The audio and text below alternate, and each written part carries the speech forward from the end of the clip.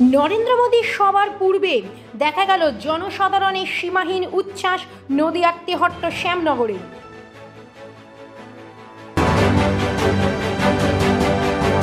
This video is for information and knowledge purpose only.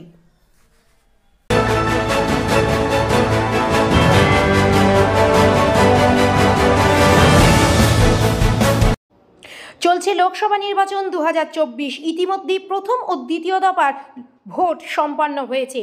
13ই মে কৃষ্ণনগর এবং রানাঘাট লোকসভা কেন্দ্রে নির্বাচন অনুষ্ঠিত হতে চলেছে। আর সেই উপলক্ষে নদিয়ার তেহট্টের শ্যামনগর ফুটবল মাঠে আজ ভারতের প্রধানমন্ত্রী নরেন্দ্র মোদী এক জনসভায় অংশগ্রহণ করতে চলেছেন। এই সভার নামকরণ হয়েছে বিজয় সংকল্প সভা এবং সেই জনসভায় নরেন্দ্র মোদীর ভাষণ শুরু হবার পূর্বে দেখা গেল আগত জনসাধারণের ভেতরে সীমাহীন উচ্ছ্বাস। সেই চিত্রই ধরা পড়ল আমাদের প্রতিনিধির ক্যামেরায়।